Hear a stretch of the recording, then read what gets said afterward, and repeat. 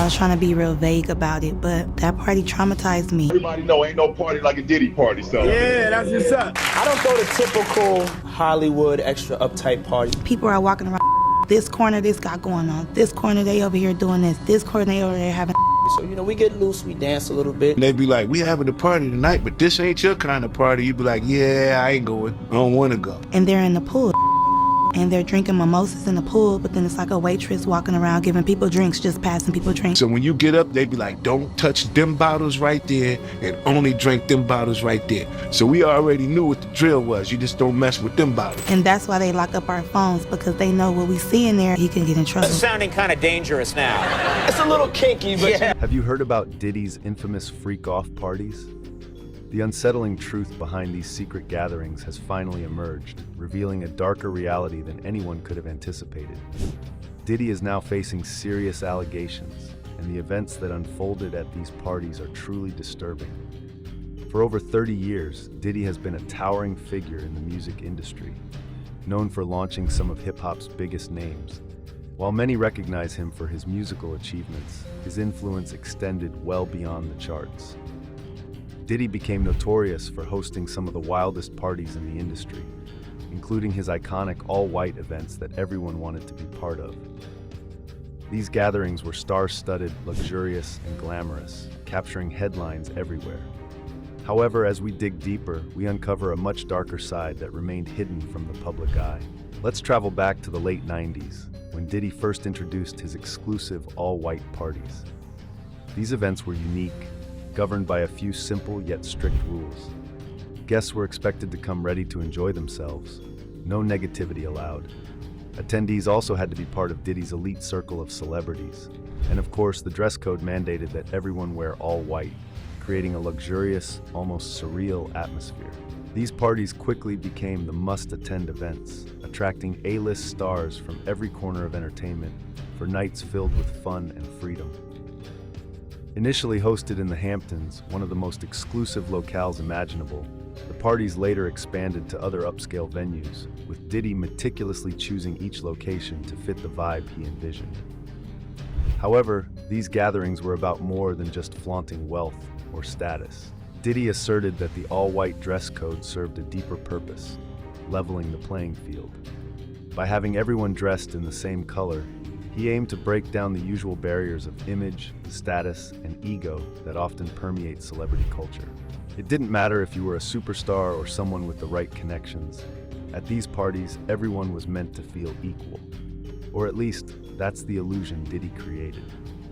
However, things took a more intriguing turn. While these gatherings appeared to be all about innocent fun in a luxurious, all-white setting, whispers suggested that not everything was as idyllic as it seemed. The polished image of inclusivity and connection served as a facade for what was happening behind closed doors.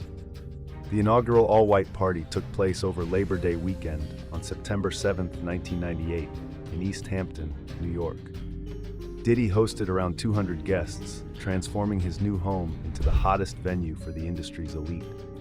The guest list read like a who's who of hip-hop, R&B, and Hollywood, signaling that these events were more than just social. They were a strategic power play, solidifying Diddy's status as not only a music mogul, but a cultural icon. Yet beneath the glamorous surface lay a troubling reality. While many marveled at Diddy's lavish parties, few were aware of the disturbing after-hours gatherings known as the freak-off parties. These secretive events starkly contrasted with the highly publicized main parties, and Diddy took great care to keep them hidden. The freak-off parties were wild, clandestine affairs filled with activities that have now landed Diddy in serious legal trouble. Reports indicate that select guests lingered after the main event, indulging in drug-fueled escapades that involved exploitative behavior. But the situation grows even darker. Prosecutors argue these were not just chaotic parties, but coercive and abusive environments. The allegations laid out in the indictment are shocking. This isn't merely gossip. It details an extensive operation Diddy supposedly maintained, leveraging his power and influence. The 14-page legal document outlines accusations of threats and manipulation aimed at forcing individuals, particularly women, into unwanted situations.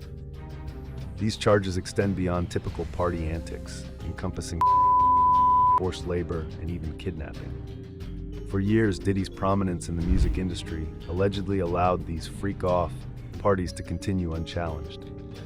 What might appear to be sensational tabloid gossip, drugs, wild parties, actually conceals a far grimmer reality, according to legal sources. These gatherings have been described as prolonged marathons, and if the prosecution's claims hold any truth, they were anything but consensual. Diddy allegedly had a whole system set up, using his employees and connections to pull people into these situations, leveraging his influence to make it happen. This wasn't just a one-time deal. The allegations suggest it was a planned operation that went on for years, with Diddy at the center of it all. It's claimed that Diddy would bring women into his circle by making them think they were entering a romantic relationship. But things quickly turned dark. Once they were under his control, it's said that he used threats and pressure to get them involved in his notorious freak-off parties. These weren't short gatherings either. They could go on for days, involving several people at once, both men and women. What's even more unsettling is that Diddy allegedly recorded everything without their knowledge, using the footage as a way to manipulate and control them. Drugs were reportedly a big part of these parties. It's said that Diddy provided plenty of them to keep the victims in check, making them more submissive and easier to control.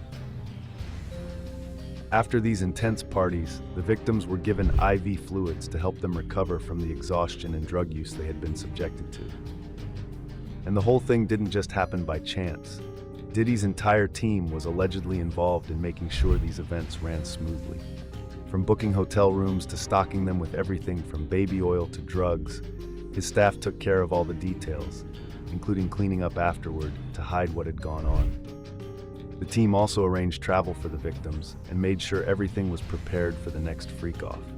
They were always ready to restock whatever was needed, like IV fluids, drugs, and more supplies. In March 2024, police searched Diddy's homes in Los Angeles and Miami and found some alarming supplies tied to his alleged criminal activities. Reports say Diddy had a team that handled everything for him, including paying in cash sent across the country. He just needed to show up, and the exploitation would start.